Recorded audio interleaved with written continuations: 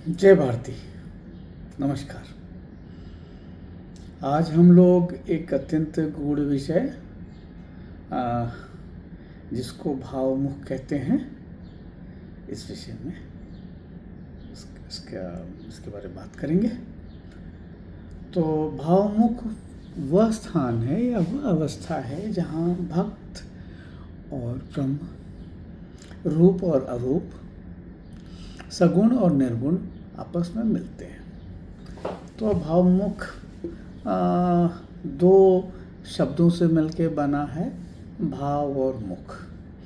तो भाव का मतलब है भक्ति या भक्ति भाव, प्रेम, दिव्य अनुभव। मतलब आपके अंदर जो प्रेम है या भक्ति है वो भाव है, और मुख जो है वो द्वार है या एक मुख्य द्वार है, एक, या कोई कह सकते हैं कि वो बीच की लकीर है या सीमा रेखा है, जहाँ आप दोनों के बीच में रहते हैं, सगुण निर्गुण दोनों के बीच में रहते हैं। तो भावमुख वह अवस्था है जहाँ कोई आत्मज्ञानी संत महापुरुष न तो पूरी तरह ब्रह्म में लीन होता है और न ही पूरी तरह जगत में रमण करता है। वह ब्रह्म और भक्ति दोनों का जीवित सेतु है। आपने सुना होगा कि श्री रामकृष्ण परमहंस प्रवचन के ही दौरान कई बार किचन से जाके माँ शारदा को रसगुल्ला के लिए कहते थे कि गुलाब जामुन चाहिए। तो कई बार उससे जो प्रश्न पूछा गया तो उन्होंने कहा कि ये मुझे मतलब अगर वो गुलाब जामुन या वैसे नहीं खाएंगे तो फिर वो जो अपना जगत है इसमें रह नहीं सकेंगे।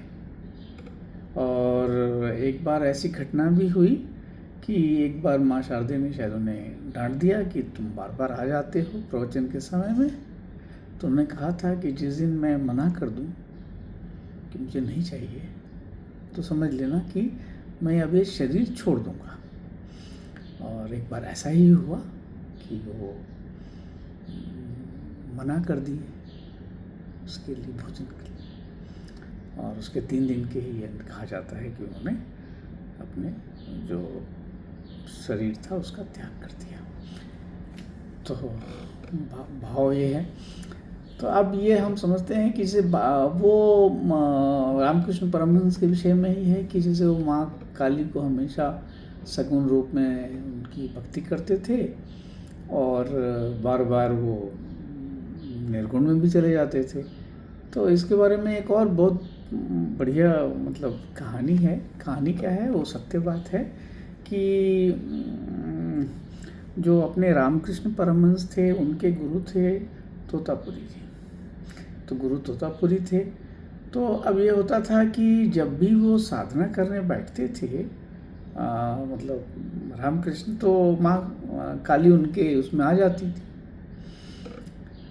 तो ऐसा कहा जाता है कि ये बात उन्होंने अपने गुरु तोतापुरी साहब से डिस्कशन किया कि ऐसा ऐसा बात है।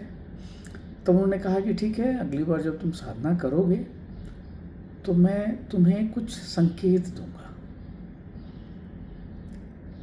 तो वो संकेत दूंगा कह दिए, और उसके बाद उनके सामने ही उनके जो शिष्य थे रामकृष्ण वो करने लगे साधना करने लगे। तो काली माँ आ गई। अब काली माँ आ गई तो फिर उनको गुरु तोतापुरी को भी लग गया कि ये तो साधना में आ गया, पर वो फिर वापस वहीं है जहाँ पे सगुण रूप में माँ काली का ही वो है। तब उनके आज्ञा चक्र के पास उन्होंने किसी तेज चीज़ से, चाकू या किसी से प्रहार किया।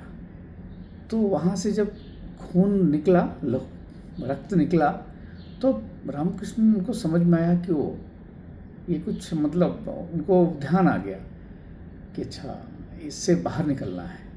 तो ये कहा जाता है कि उन्होंने मतलब अपने उसी विचार में माँ काली का सिर का वध किया। मतलब सगुण रूप से बाहर निकले, कहने का मतलब यही है, इसको दूसरे शब्दों में ना लिया जाए तो।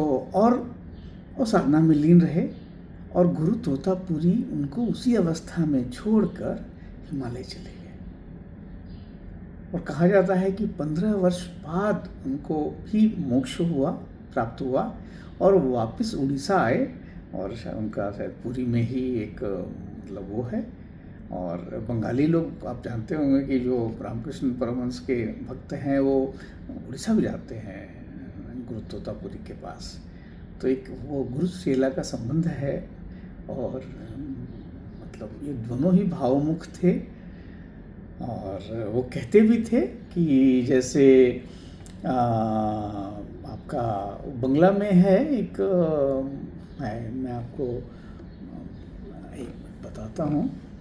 बंगला में वो कहते थे कि बर्फ और जल एक ही जिनिस, तार पोरे बर्फ गलिए जल हो जाए, ब्रह्म और आर शक्ति ओन एमन, ब्रह्म छारी शक्ति छारे ब्रह्म नोए, ब्रह्म छारे शक्ति ओए नहीं। मतलब कहने का मतलब है कि बर्फ और जो जल है वो एक ही वस्तु है, एक ही चीज़ है। अगर उसमें थोड़ा ताप लगेगा, थोड़ा गर्मी आएगी तो बर्फ जल में बदल जाएगा। ब्रह्म और शक्ति भी ऐसा ही है। शक्ति के बिना ब्रह्म नहीं है और ब्रह्म के बिना शक्ति नहीं है। शक्ति छार ब्रह्म नोए, ब्रह्म छार शक्ति होए नोए। तो इसी चीज़ को वो समझना है कि शक्ति और ब्रह्म, सगुण और निर्गुण, इसके बीच में जो रहता है उसको भावमुख कहते हैं। और हमारे रामकृष्ण परमहंस या गुरु तोतापुरी या फिर हमारे जितने भी श्रद्धेय मतलब भगवान जो रहे हैं वो सारे भावमुख अवस्था में ही थे। भगवान कृष्ण को ही ले लीजिए, वो भावमुख में थे। तो बहुत ही मतलब एक भाव विह्वल भी करता है ये चीज़। और अच्छा भी लगता है, अपने सनातन पे गर्व भी होता है हमें। तो आशा है कि आपको अच्छा लगा होगा।